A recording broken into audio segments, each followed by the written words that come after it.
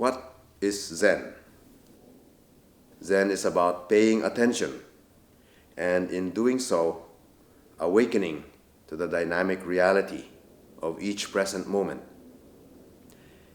This is a way of life whereby we are able to give ourselves time on a daily basis to just be still. And in that stillness, listen. If someone is able to do this in a sustained way, there are 3 fruits that come to bear in such a person's life. This is what we call the 3 fruits of Zen practice. The first fruit involves a way of life that comes from the center of one's whole being. It is a way whereby one is able to live fully in the here and now. The word we use here is concentration, but I like to put a hyphen between con and centration to emphasize the centering aspect of this. Namely, we come back to the center of our being, namely the here and now, where our life is actually happening.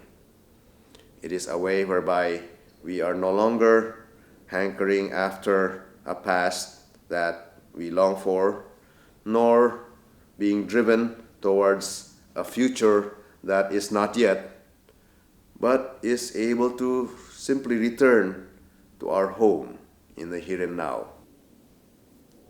So that is the first fruit, living life in the here and now.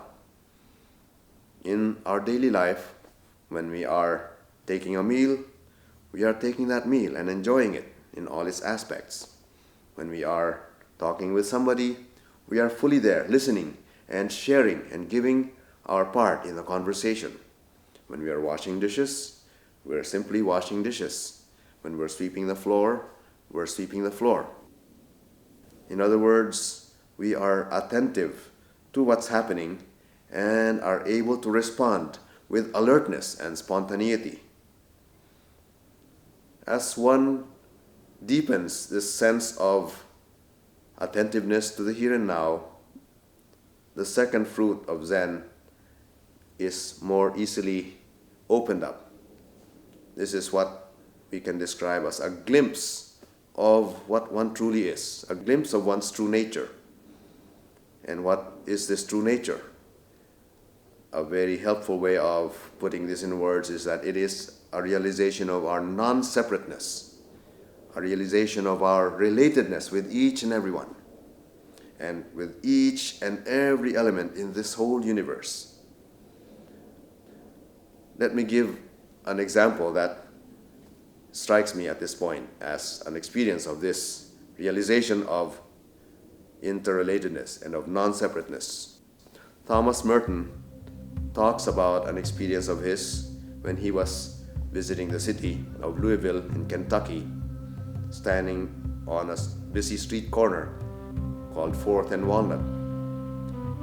There, just watching all the people pass by, all of a sudden, he writes in his journal, he came to a realization that he loved all these people and that they also were bound to him in that unconditional love that also enveloped his whole being and everyone else.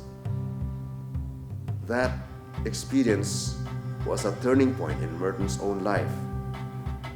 Those who know the trajectory of Merton's life see that that glimpse of non-separateness enabled him to really engage himself in the world, outpouring with love for the world in a way that sought to transform the world toward its betterment. Another example that comes to me is that of my own teacher, Yamada Koun Roshi, who writes in his journal that he was on a train from Tokyo to his home in Kamakura, that's about an hour away, and around the middle of the train ride, he is reading a book by Zen Master Dogen of the 13th century Japan, and his eyes fall upon a passage that said, mind is no other than mountains and rivers, the great wide earth, the sun, the moon, the stars. And as his mind really saw through that passage, and as he realized what it was pointing to, he suddenly burst into laughter.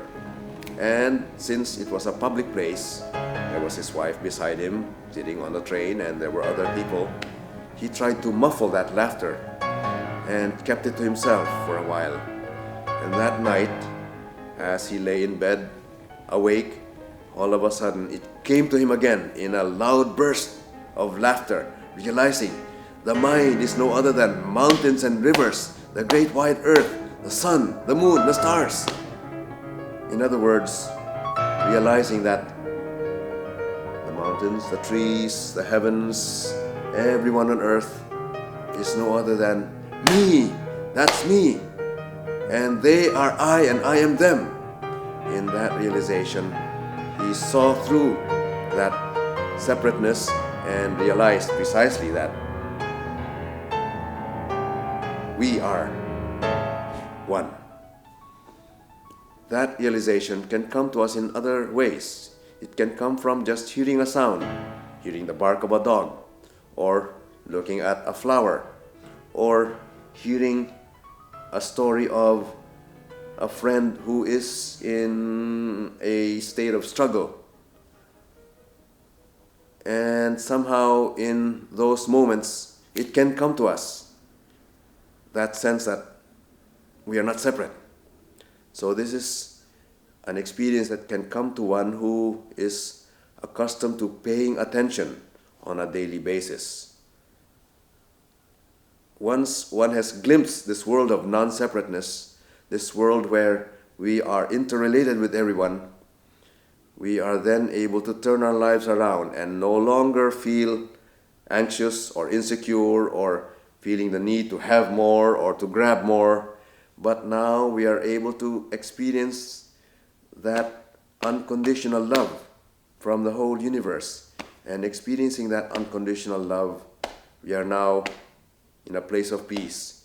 And that also empowers us to give back that love to each and everyone in the way we can relate to them in the most concrete ways from day to day.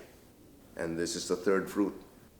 Then, in that context, we can really see how Zen is an experience of unlimited love, is something that can be activated on a day-to-day basis. It is not something abstract, but it is an invitation to really experience that love with a capital L in every breath, in every step, in every encounter, in every tree, every rock, every pebble, everything we see around us, and see ourselves embraced in that love. And the only thing we can do is to embrace back. So it leads us to a life of compassion, whereby our life is no longer something that is centered on seeking what I can get out of this or that, but simply living in quiet joy and quiet peace, and enabling myself to give all that I can and all that I have so that others may find their well-being and that I may be able to contribute to the well-being of the entire world. Zen is an experience of unlimited love. Taste it and see. Give yourself those moments of stillness, and it may just open up to you.